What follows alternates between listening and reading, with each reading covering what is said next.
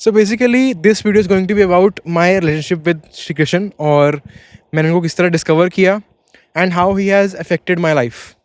और इसी वजह से मैं आज स्टूडियो की सेटिंग में नहीं हूँ, बिकॉज वहाँ पे मैं हमेशा पैसे, बिजनेस, सक्सेस, लाइफ की बात करता हूँ ज़्यादातर। इसलिए मैं चाहता हूँ कि आज हम जो बात करने वाले हैं वो काफ़ी डिवाइन है और मेरी लाइफ में उनका क्या इन्वॉल्वमेंट रही है, मैं आपके साथ आज वो चीज़ें डिस्कस करने वाला हूँ। और सबसे पहले आते हैं कि हाउ आई डिस्कवर्ड हिम। सो 11 साल की उम्र तक मेरे लाइफ में भगवान का कोई पार्ट नहीं था, एलिमेंट नहीं था। 11 साल की या 12 साल की उम्र तक मुझे लगता था कि like God doesn't exist, mainly because हमें स्कूल में साइंस पढ़ाते हैं और साइंस के टीचर वगैरह या फिर जो भी लोग साइंस में ऊपर के होते हैं, लाइक जो जिनको साइंस की नॉलेज होती है, उन्होंने मेरे दिमाग में ये घुसा रखा था कि गॉड डजंट एग्जिस्ट या फिर गॉड का कोई प्रूफ नहीं है, एटलीस्ट प्रूफ तो नहीं है गॉड के एग्जिस्ट करने का। और अगर भगवान एग्जिस्ट करते भी होते तो अब तक हमने देखे नहीं है। सो तुम्हें उन पर इतना रिलाई नहीं करना चाहिए। And that was my mind set until I was 12 years old. तो basically I was an atheist until 12 years old, because मेरे को जब भी वो कहता था कि भगवान पे छोड़ दे, मैं कहता था कि यार नहीं, मतलब मुझे इस चीज़ में विश्वास नहीं है, until I was 12 years old. उसके बाद सडनली लाइफ में एक चेंज आया। I don't know what happened, because अब मैं 18-19 साल का हूँ, तो 6-7 साल हो चुके इस बात को। But I remember what happened, but मुझे एग्जैक्टली इवेंट याद नहीं है कि किसके बाद हुआ था वो। सो 12 साल की उम्र में सडनली कुछ हुआ और मेरी लाइफ में कोई प्रॉब्लम आई, आई थिंक सो। लाइक छोटी मोटी प्रॉब्लम थी बिकॉज मैं बच्चा ही था। And suddenly what happened was कि मुझे कहीं से पता चला श्री कृष्ण के बारे में। मैंने उनका नाम सुना था बचपन में, but did not have the slightest idea about who he was and उनका एज अ भगवान क्या अस्तित्व था, उनके क्या कैरेक्टरिस्टिक थे, और मुझे कुछ आइडिया नहीं था। बट सडनली मुझे बहुत सारी जगहों से मिला, एक साइन मिला, डिवाइन साइन कहते हैं जिसको हम, कि आप भगवत गीता पढ़ लो और उसमें आपकी लाइफ के हर चीज़ के सवाल के जवाब हैं। और उस टाइम मेरी लाइफ में बहुत सारे सवाल थे, 12 साल की उम्र में लाइफ में बहुत सारे सवाल थे, बिकॉज मैं बहुत जगह अपनी लाइफ में क्लियर नहीं था। तो मैंने सिंपली क्या किया, मैंने सिंपली मम्मा को अपनी कहा कि यार मैं इतना कुछ अमेज़ोन पे ऑर्डर करता रहता हूँ, आप मेरे लिए ना सिर्फ एक भगवत गीता ऑर्डर कर दो अमेज़ोन से। उस टाइम आई थिंक से मुझे वो 750-800 रुपये की पड़ी थी और मैंने 12 साल की उम्र में उसको पढ़ना शुरू कर दिया। और ये एक्चुअली ट्रू स्टोरी है। एंड जैसे इसको मैंने पढ़ना शुरू किया, मैंने उसके कुछ स्टार्टिंग के पेज पढ़े। ऑफ कोर्स मैं 12 साल का हूँ, मुझे महाभारत के बारे में कुछ नहीं पता, तो मुझे समझ नहीं आ रही थी कि क्या हो रहा है एग्जैक्टली।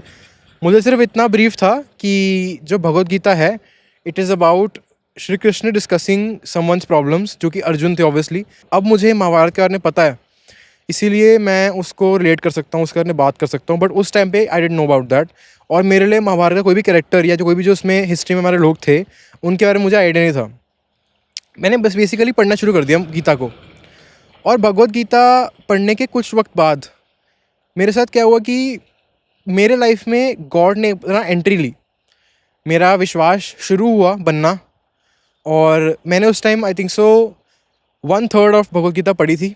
और उसके बाद एटलीस्ट ये तो क्लियर था कि मेरा माइंड एक एथीस्ट की तरह काम नहीं कर रहा था, मेरा माइंड काम कर रहा था एज अ गॉड बिलीवर, भगवान में जो बिलीव रखते हैं। बट 1/3 पढ़ने के बाद for some reason I got distracted और मैंने उस टाइम पढ़ना छोड़ दिया।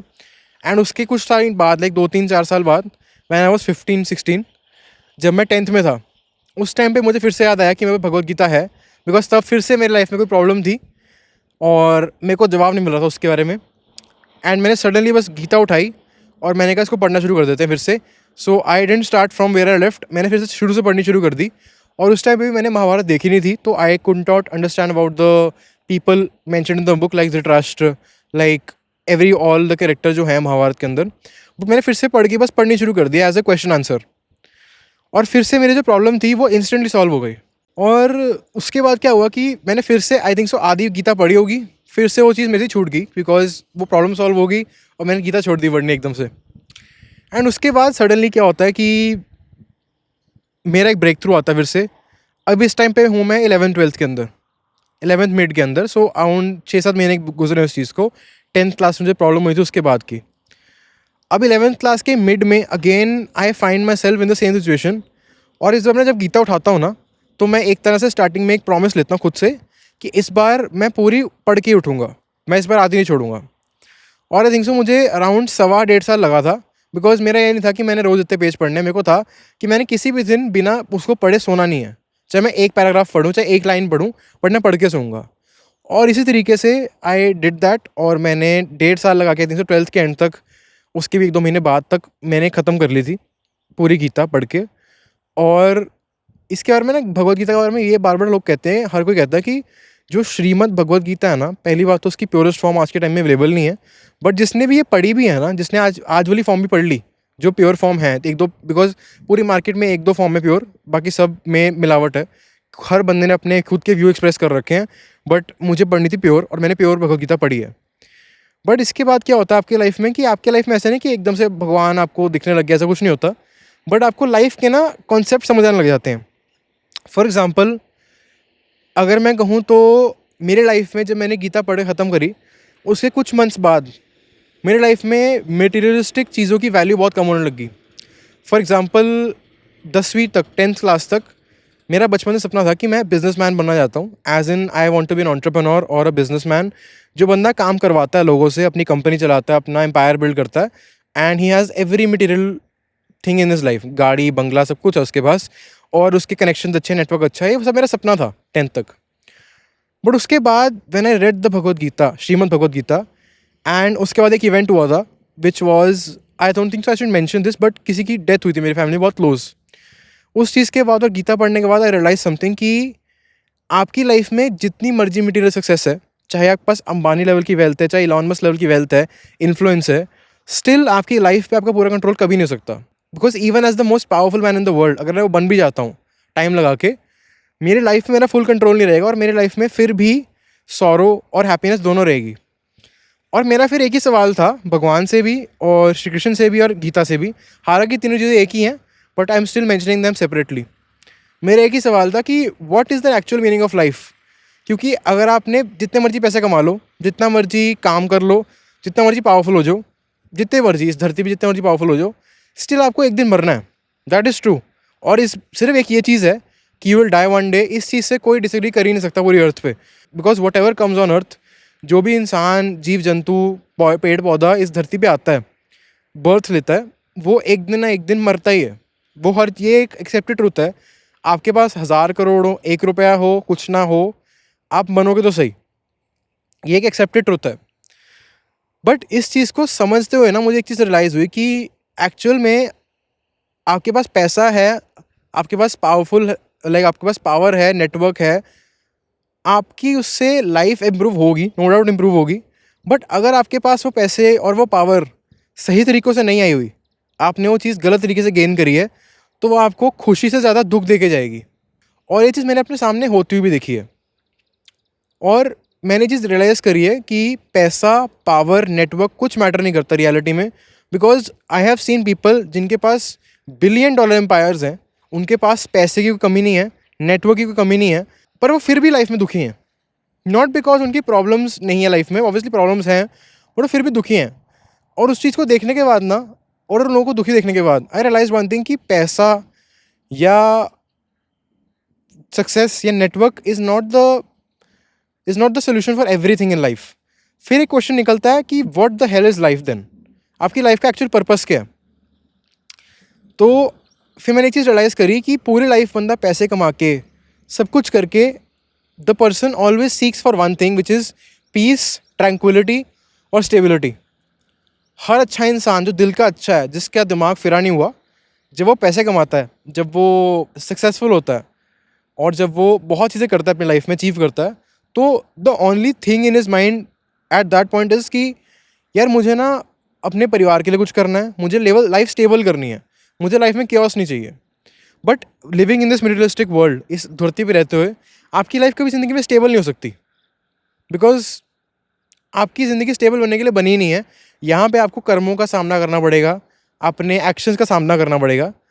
और उसके बाद जो मेरा फाइनल क्वेश्चन था ना, उसका आंसर ही सिंपल निकलता है कि अगर आप भगवान को अटेन कर लेते हो, बिकॉज मैं श्री कृष्ण में मानता हूँ, बिकॉज मैं सनातन धर्म की फिलॉसफी में मानता हूँ, no offence to anyone else, इसलिए मेरे लिए वो तरीका है नाम जप, और भगवान को हर सिचुएशन में याद रखना, धर्म से चलना, अधर्मी वाले काम ना करना।